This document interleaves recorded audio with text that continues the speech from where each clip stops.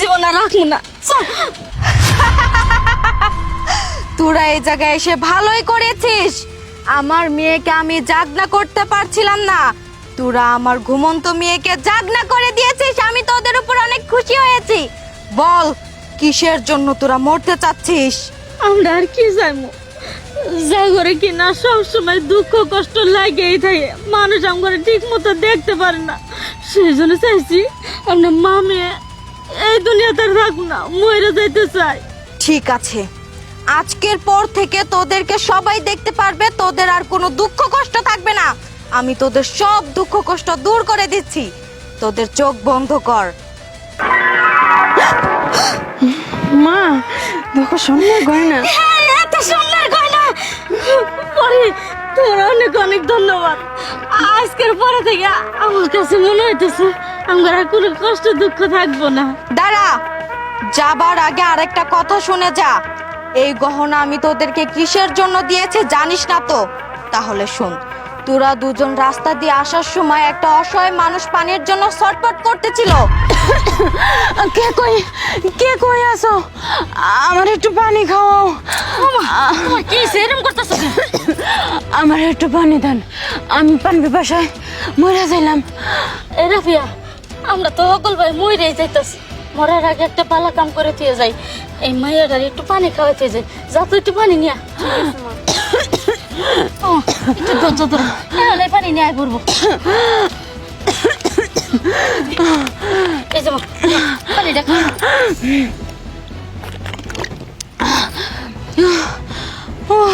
একটু শান্তি লাগতেছে।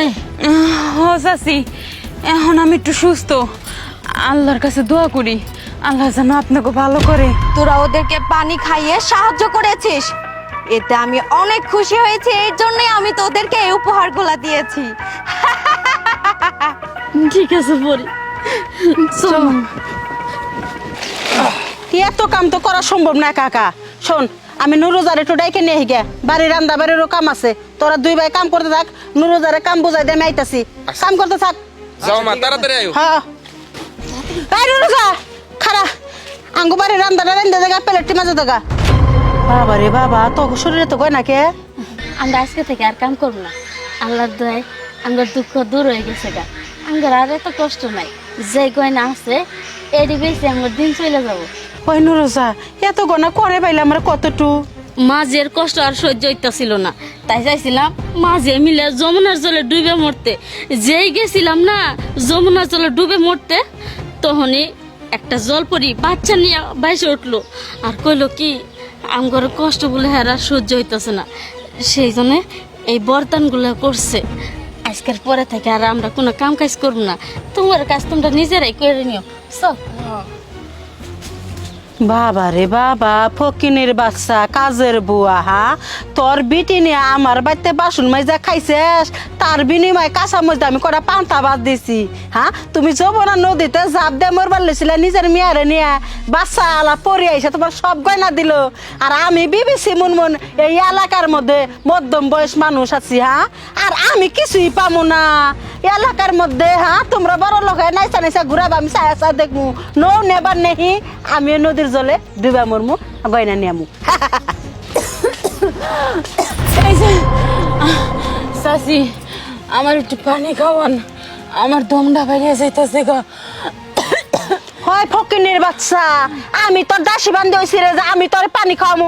ওই ফকিনের বাচ্চা, ছোট লোকের বাচ্চা, আমারই বাড়িতে দাসী বান্ধে আছে 5-6টা, তুই আমার কাছে পানি চাইতেছিস। আমি কি তোর দাসী বান্ধি রে? আমি কি তোর দাসী বান্ধি? আমি ফকিনের বাচ্চা, ফকিনের বাচ্চা, ফকিনের বাচ্চা কোথাকা। আমার এত পানি দিলই না, আবার আমার মারলো। আল্লাহর কাছে দোয়া করি তোর জানি কোনোদিন ভালো না হয়।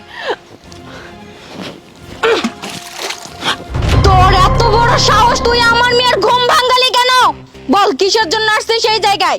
সব একবার সব আমার ঘরের পাশের বাড়ি যমুনা নদীতে তুমি কি বাস করো? হ্যাঁ, আমার বাড়িতে কাজ করে দাসী বান্ধি নুরুজা, তার মেয়ে তাকে গয়না ভর্তি শরীর বইরা গয়না দিছ। আমি কি? হ্যাঁ, আমি মধ্যম বয়সে এই গ্রামের মধ্যে, আমারও টাকা পয়সা কম নাই, আর 14 ডবল চাই, তুই দে। না, তুই একটা জিনিসও পাবি না, তোর মধ্যে প্রচুর লোভ। তোর সব কিছু থাকা সত্ত্বেও তুই কেন এত লোভ করছিস? তোর এই লোভের কারণে আজকে সব কিছু হারাবি। বেশি রকম কথা কবি না, পরের বাচ্চা তোর বাচ্চা ছাগলে টাইনা নিয়াম আমি কয়ে দিলাম। আর যমুনার নদীতে বাস করা পারবি না, আমি কেরোসিন তেল আগুন ধরাই দিব। আমি যা যা চাইছি দে, আমার 14 ডবল আছে, আমি আরো 14 ডবল নিব, তোর সমস্যা নাকি? আমি তোকে অভিশাপ দিলাম, তুই কালা কুচ্ছিত হয়ে যাবি, কানা হয়ে যাবি, প্রতিবন্ধী হয়ে যাবি।